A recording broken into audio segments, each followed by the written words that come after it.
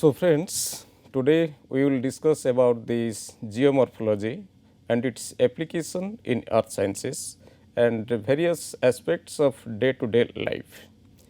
So, what does it mean? Why geomorphology is important and what geomorphology tells about us?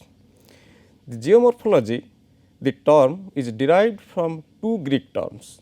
One is called geo, means the earth, and another is the morph. Morph means the form, and logos, that means the discourse of the or the study. So, that means if you say this total meaning of geomorphology, it says is the discourse of the earth form. What does it mean? What is one is discourse, another is the earth form. Discourse means if you see this first figure or the figure 1, it is mostly this is the world map. It is composed of the continents and the oceans. So, that means within these continents, if we derive it, so if we zoom these continents, then we will find somewhere there are rivers, somewhere there are mountains, somehow there are these glaciers, somewhere there are deserts, and somewhere if you move to this oceanic system, somewhere we have the islands, the mid oceanic ridges, and some of there are the volcanoes like this. So, that means whatever the features I have discussed so far, these features how they are arranged, how they are placed side by side and what is their internal relationships, that is the discourse of this earth form. Similarly, suppose we are zooming it, that means a particular place, suppose we are zooming from here and we are coming to this side. So, that means what we are getting? If you see here, this system, the second figure, it is the zoomed version of this portion I have marked out. If you see here, we have the oceans or we have these continents. Within these continents, what we are getting? The upper part or the higher altitudes, it is occupied by the glaciers in the mountain formed. Similarly, within these glaciers, we are getting some glacier valleys, some glacier erosional landforms, some glacier depositional landforms, and if you coming to certain lower altitudes, then we are getting here the lakes, the glacial lakes, and below that there is a fluvial system or the rivers, they are originating from these glacier lakes or the glaciers and they are coming through these continents and merging to the ocean to the base level. So, that means I want to say if we are getting these types of landforms side by side, then what is their interrelationship, how they are linked to each other and how these things they influence our geomorphic studies and what is how they are influencing our day to day life, we will discuss in the present course. Now, if we think so, these are the earth forms and they are placed side by side, they are interlinked.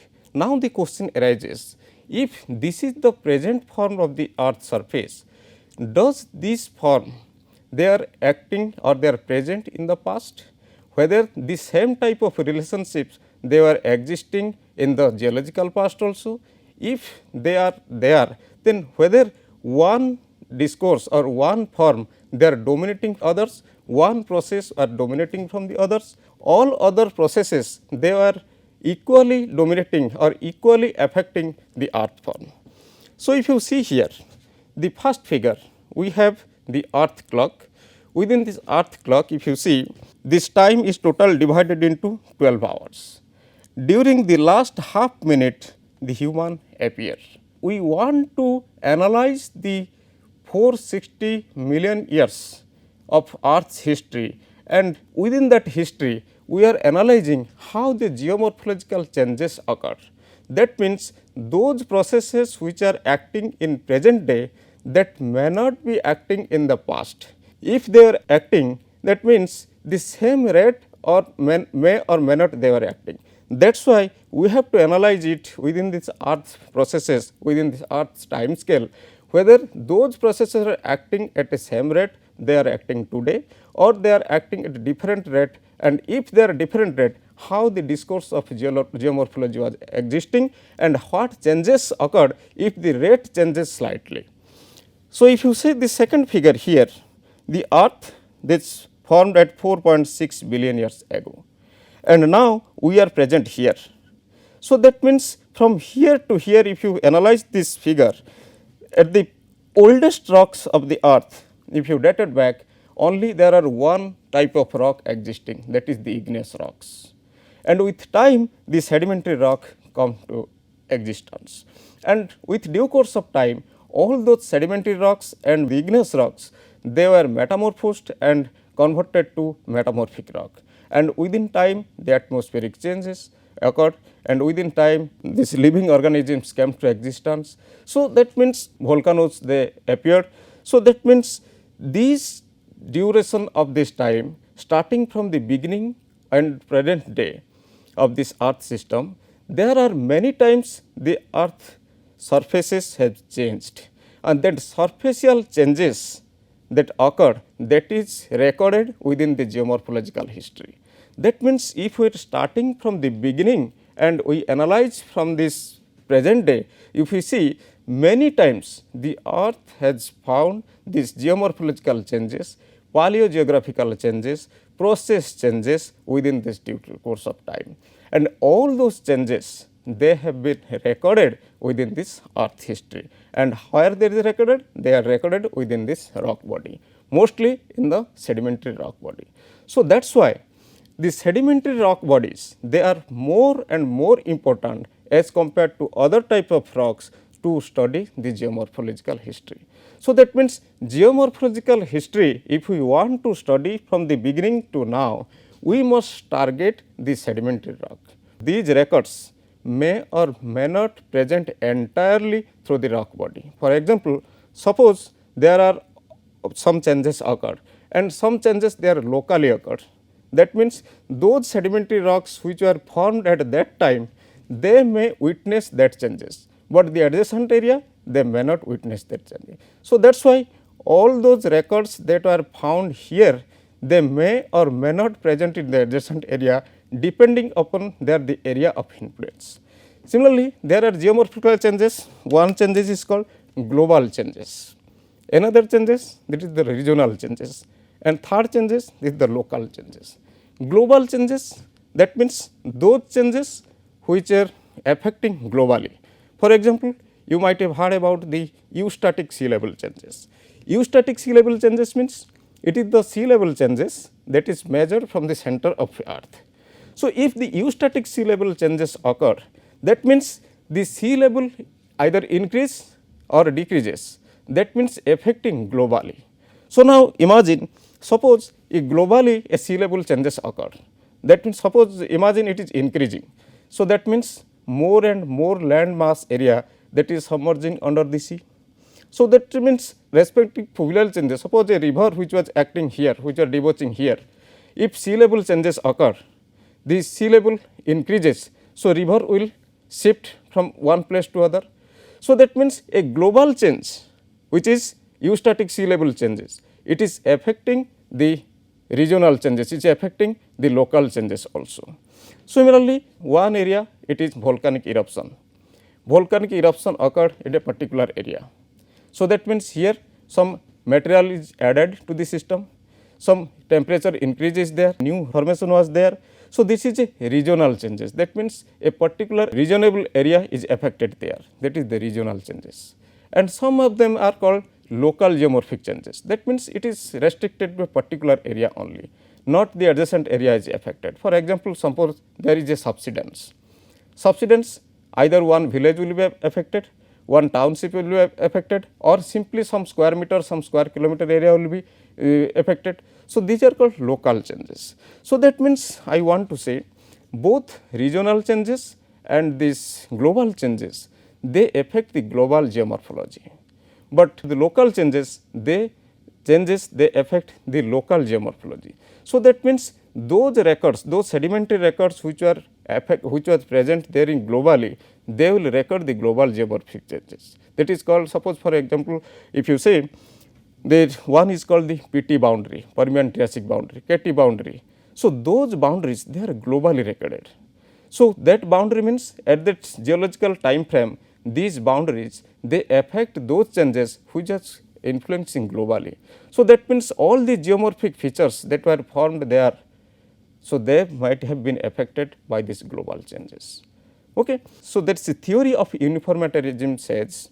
So, those processes which are acting nowadays, the same process were acting in the past also, but the rate of acting of this process, that is was may or may not be same. So, that means this process is same. Earlier in geological past, the marine system was there, the fluvial system was there, the aeolian system was there, the erosional processes was there, and present day also the aeolian system, the glacial system, the marine system, the fluvial system was acting.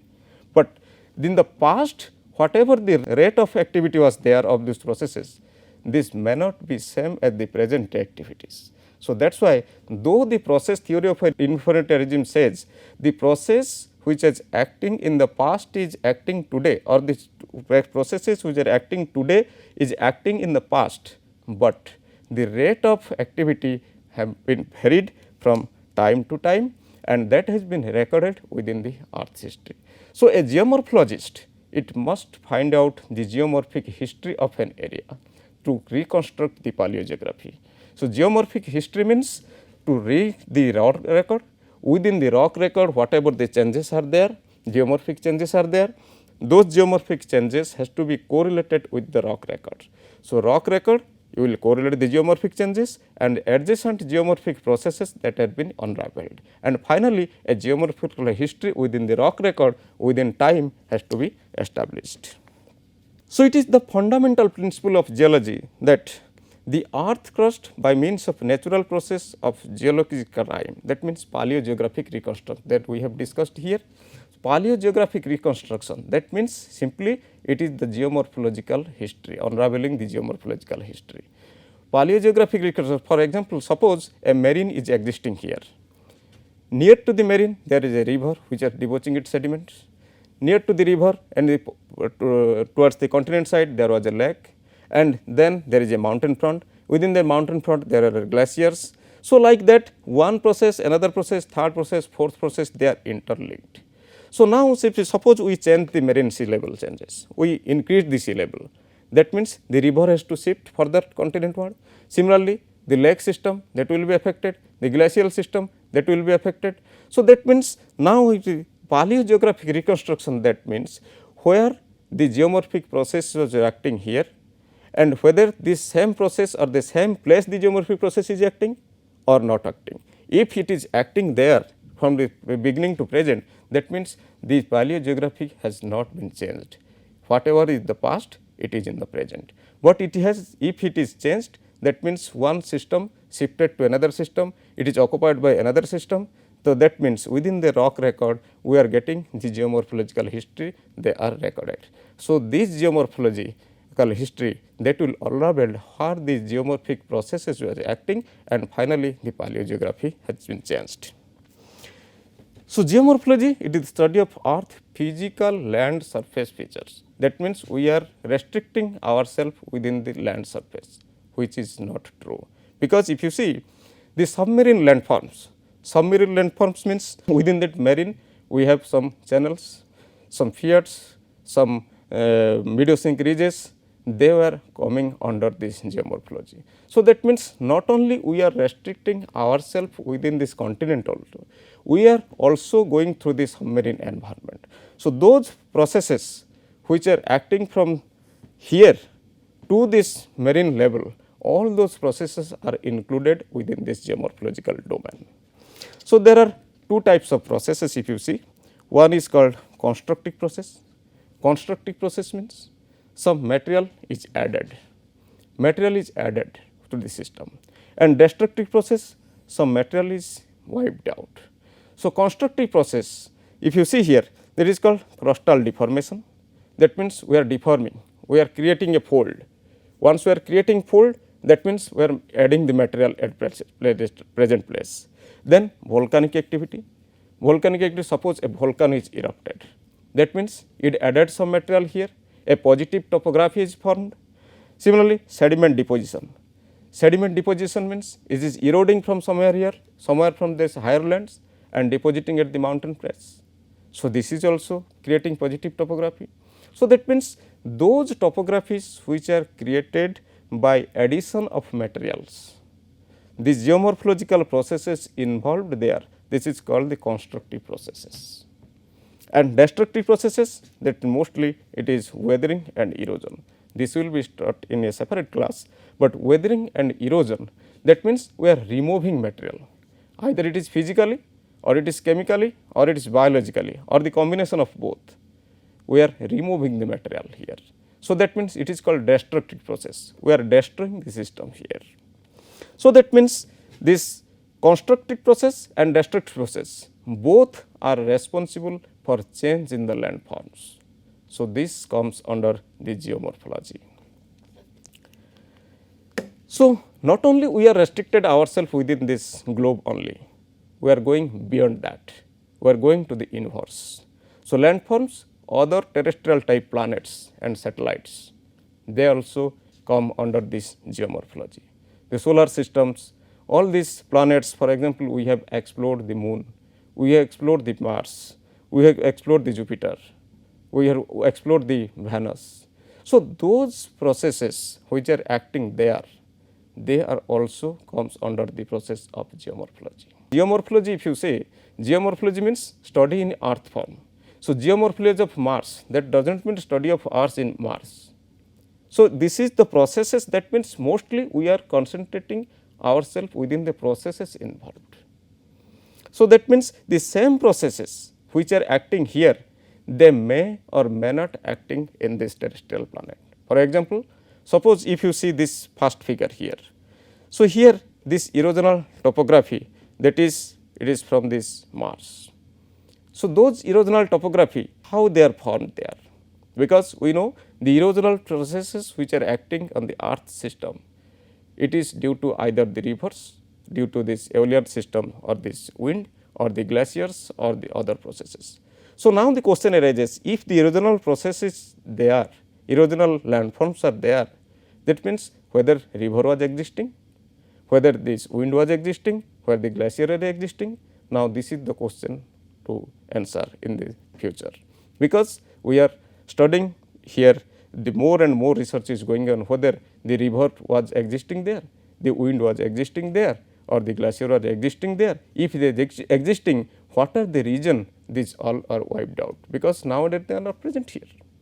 Similarly, if you see the moon surface, there are many impact craters. So, that means there were impact, there are impact means there are this meteoritic impact, these are the depressions.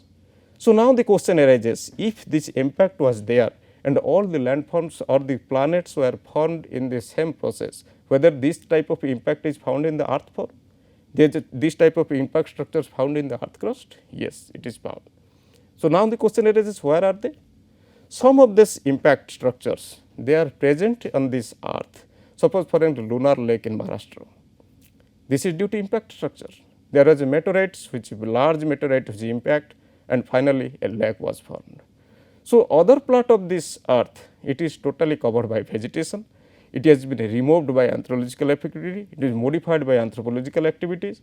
Those processes by this wind, these processes by river, these processes by glacier, they have modified the earth surface.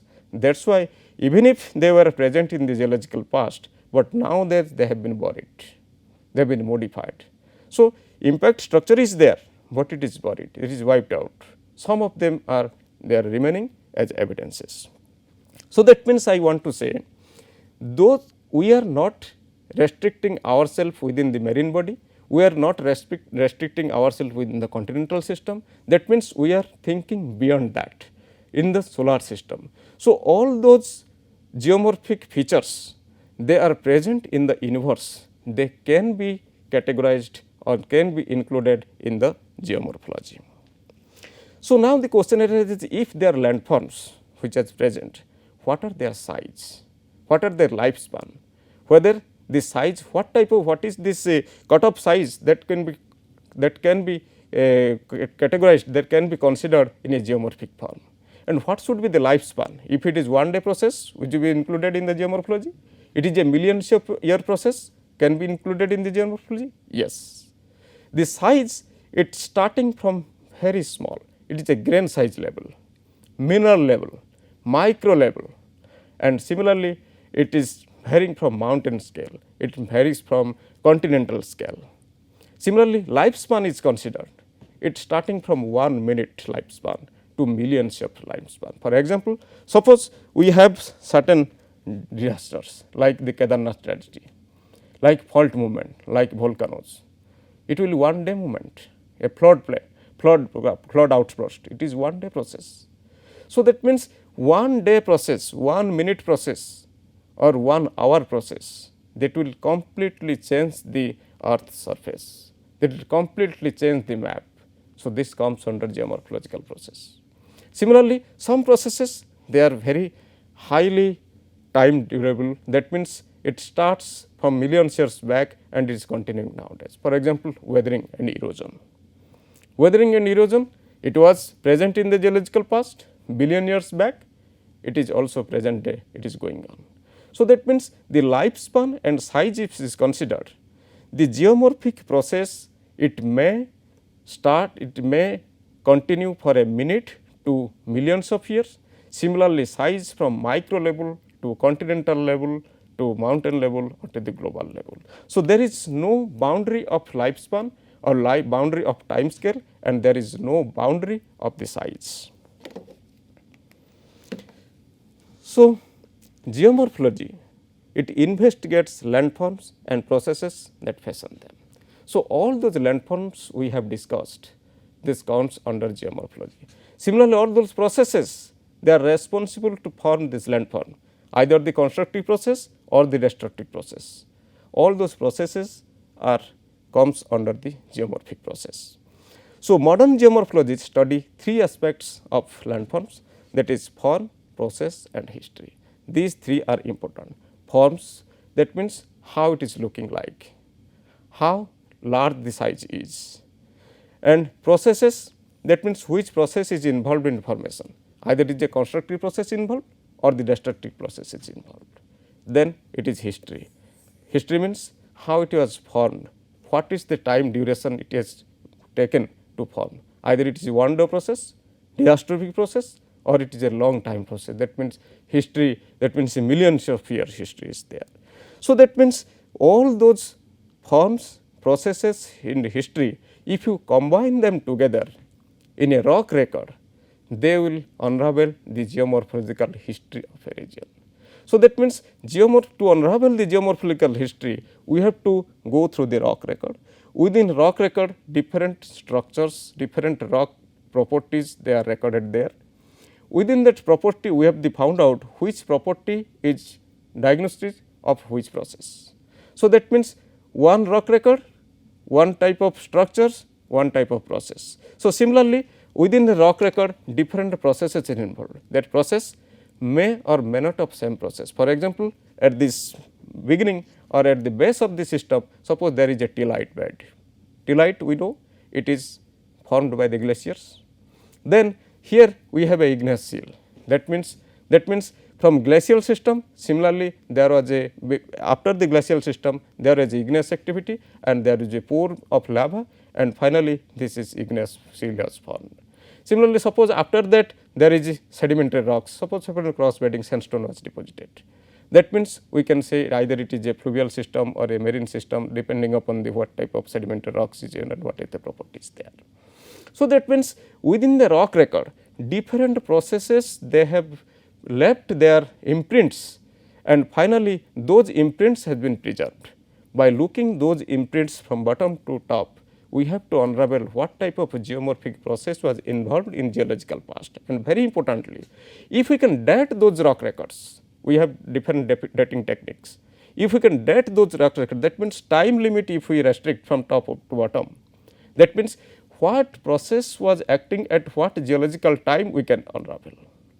So that means from time one point to another point, within that duration of the time, what type of different geological events that were involving to form this type of geological record or the rock record, they can unravel. So this is the geomorphological history or the geological history. Whenever we talk about the time scale of landform development, we must consider in what scale of the landscape we are looking at. It is very important. The time scale and long then rock record, that is proportional to each other. If suppose for example, we are analyzing for a time scale of millions of years. Millions of years, that means more interaction with the process and the rock. So, that means whatever the rock is formed, that records the history of that time span, either the erosional or this depositional system is there, or the constructive or destructive process is there. Landforms development is a function of time, process, mechanism of formation and supply energy and material, especially the depositional landforms. Here it is important to understand what is it is the function of time. More time, small landforms, or small time, more landform, it is also possible. For example, suppose we take about we are considering about this disastrophic events. So, that means within a minute, within an hour, huge amount of sediment will splashes out and will spread in an entire area. So, that means the time span is very less within a hour, but it is covering a regional scale, it is covering a regional system, a region. Similarly, the process and mechanism of formation. Process and mechanism of formation means which type of a process is involved and what type of mechanism is involved. For example, suppose the rate of erosion is very small or the rate of deposition is very small. So, that means to fill a basin it may take of millions of years, but if the rate of sedimentation is very high, to fill a basin it may take certain thousands of years. Similarly, supply of energy, which type of energy is involved. Similarly, material, whether the material is available, and deposition, it is particularly this energy and material involved that is restricted to depositional landforms. Depositional landform is a construction landform. So, to constructional landform or constructional process, we need to supply the energy and material. If energy is there, but material is not there, then very small landforms will form within a large time. But if the reverse is true, material is there, but energy is not there. So, the same process, same system also occurs. So, that means the supply of energy and material, it is only restricted for the depositional landform or the constructional landform of category, but other in the time process they are interlinked. So, here a table is given. If you see approximate spatial scale in kilometer square, the landform size, and approximate time scale, that is years. So, if you see here continent and ocean basin, continent and ocean basin, a continent to form, a ocean to form, it takes this much time. If we consider the continent of ocean of this much size. So, similarly, if you take this continent and ocean development, it is part of plate tectonics process, and we know the plate movement, it is a very slow process, some millimeter per year to some centimeter per year. To create a vast ocean, to create a vast continent, it need millions and billions of years. Okay.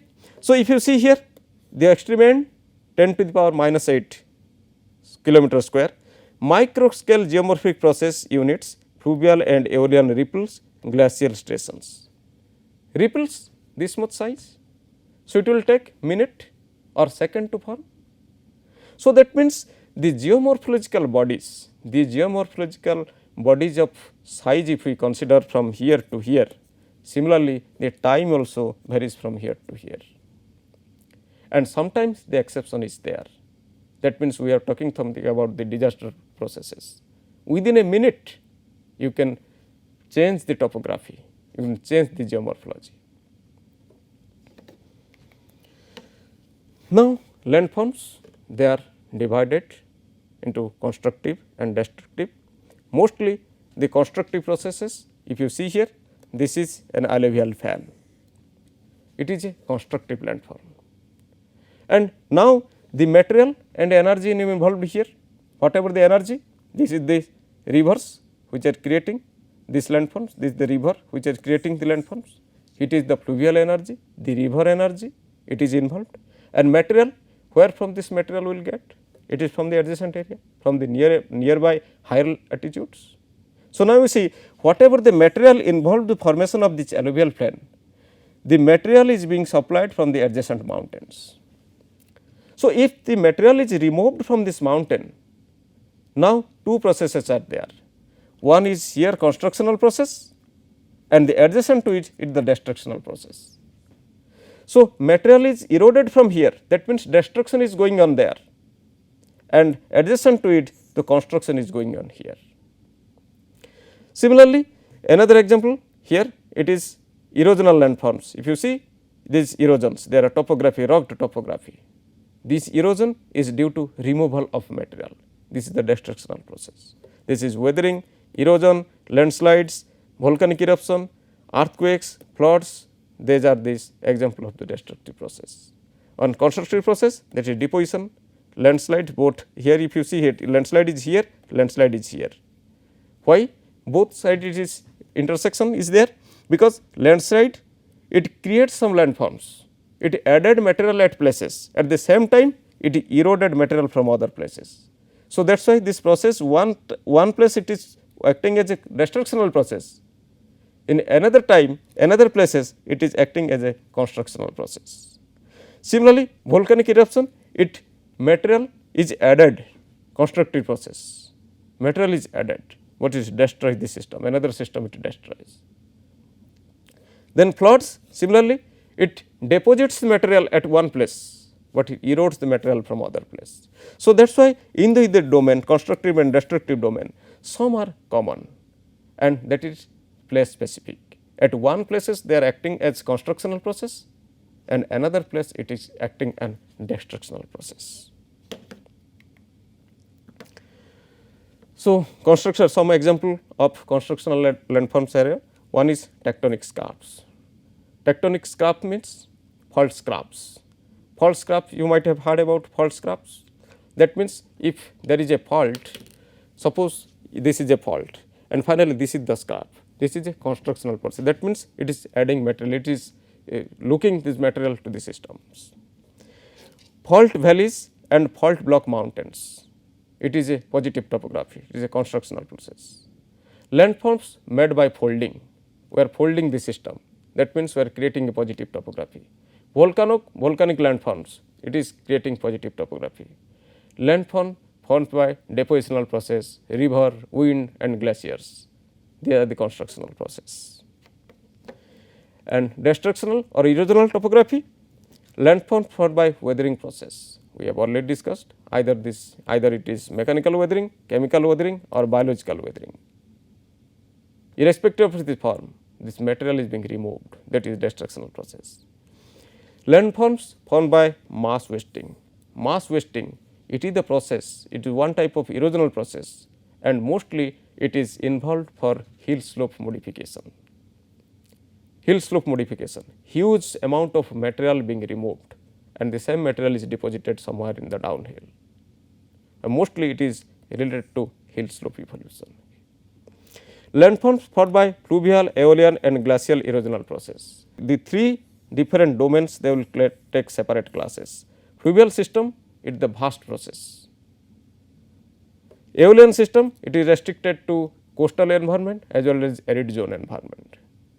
Glacier, higher latitude and higher altitudes. But compared to the three, the fluvial process is more dominant. Everywhere you will find the fluvial process, but the aeolian and the glacial process, they are restricted to particular places. So, irrespective of their restriction, irrespective of their time domain, they form landforms, either they are constructive landform and destructive landform. So, these three domains have to separately discussed. So, in this class what we discussed, that means these geomorphological processes, they are present everywhere, that means in the earth, in the moon or the extraterrestrial, any extraterrestrial body.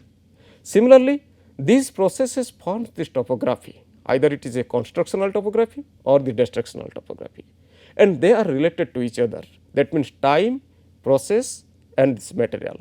If they are properly arranged, the geomorphic processes work 24/7 to modify them at forming a constructional topography or the destructional topography. And the time span that varies from very few minutes to millions of years, that depending upon the rate of working. So, this is the conclusion of this class. Thank you very much, and we will meet in the next class.